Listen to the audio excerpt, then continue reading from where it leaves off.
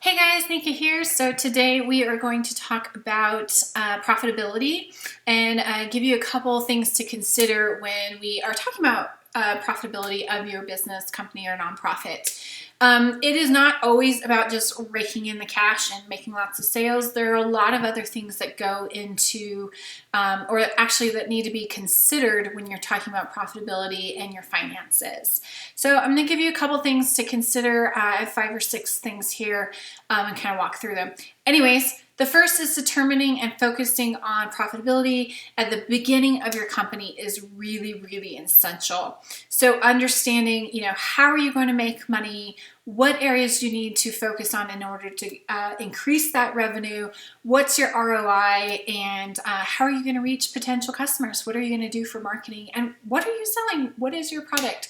So really understanding profitability and how likely you are to be successful at that and what you need to do in order to be successful is really fundamental and important and is the essential thing that you need to look at when starting a new company. So really make sure you work those numbers and understanding what you're getting yourself into. How much is it going to cost to start my business? How much is it going to cost to manufacture a product or a service? How much is it going to cost to do marketing for that product or service? Who is my target market and how much will they pay for that product or service? And how much money will I make when I sell the product or service, and how much do I need to reinvest back in my company in order to keep that company going? Also considering if you need employees, how much do employees cost, health insurance, dental insurance in general for the business, all those kind of things. So really work through those numbers and understand that as well. Okay, next thing to consider, step 2 should always be identifying growth opportunities. So maybe you sell donuts at a donut shop. Look for other growth opportunities. Maybe you don't just sell donuts. Maybe you sell donuts and coffee and bagels and biscuits and bacon. Bacon's always a good one, right? So, or maybe you sell donuts and you sell do-it-your-home donut kits, so people can buy the flour and whatever else there is to make donuts and the grease and oil, and it's a whole kit that they buy from you, and they take it home, and you have a little kit of how to make your instructional booklet of how to make donuts at home or whatever it is. Think about other opportunities or things that you can do to grow your business and have growth opportunities. Another one I will really say here, and it's a little bit different, is growing your personal brand.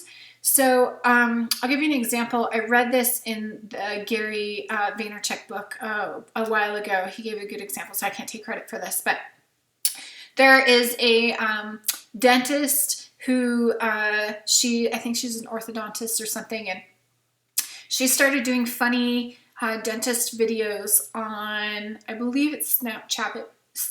It might have been Musically. Anyways, one of the social apps, and she built a kind of comedy show like thing about dentists and like getting your teeth cleaned and orthodontic stuff, and anyways, all of that stuff. And she made a comedy show, and kids from all over the place started telling their parents that they wanted their parents to take them to her and her be their dentist. And so by building this brand for themselves, she found a growth opportunity. She identified a growth opportunity.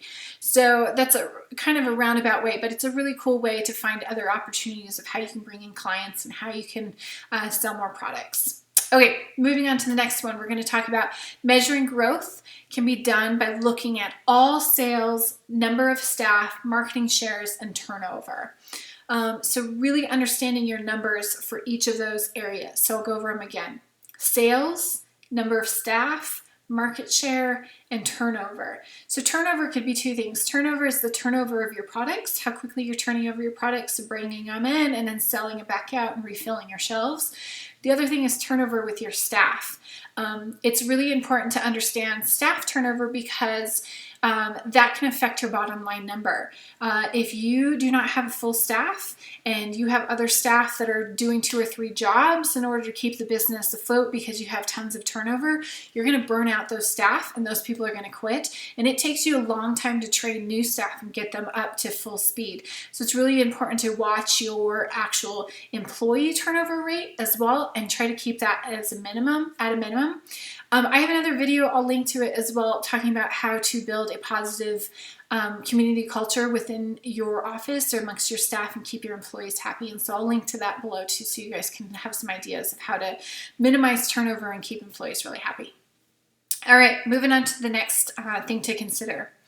Knowing the present condition of your company is essential to creating a successful growth strategy. So how much money do you have in the bank? How much money do you have saved? How much product do you have on the shelves? How many customers do you have in the, in your filters coming down to you? How many customers do you need to reach in order to sell the product you currently have? How long is it until your new product comes in and fills those shelves? Do you have enough turnover time to get new stuff out before more is coming in? And do you have more coming in soon enough so that you're not having a gap of products, so you never have any downtime in sales?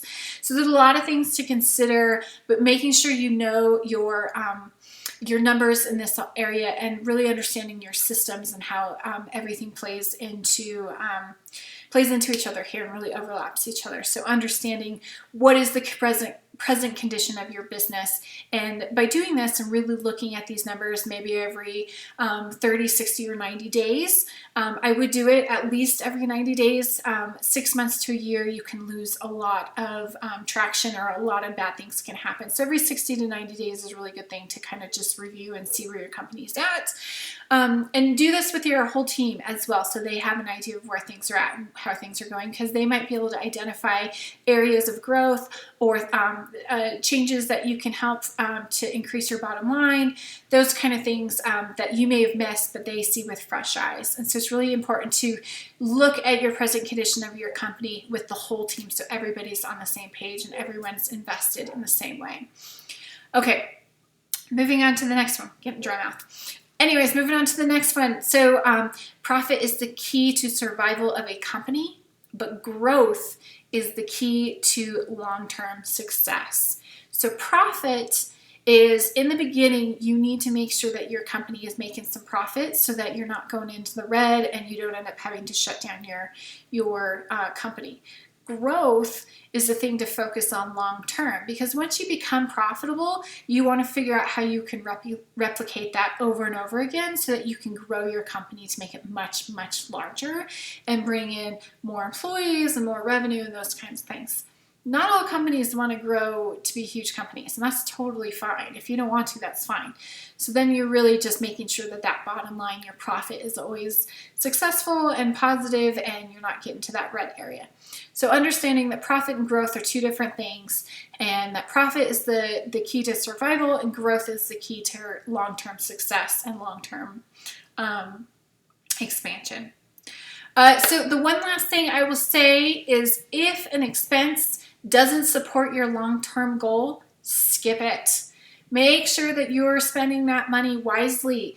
If you do not manage your money carefully, your business will not be successful. So really make sure that when you're going to purchase something or you have an expense, you look at it and you say, does this help my bottom line, and does this support my long-term goal? It's really important. If it does not, skip it. Find a different way to do it. Save your money, save your business. Okay, guys, those are my tips for today or this week. I hope you guys find them useful. Let me know how I can support you, what I can do for you at long term, or if there are tools or resources that I can provide. I'm always here for you guys. I love you guys a ton. Let me know in the comments below. I will talk to you soon. Bye.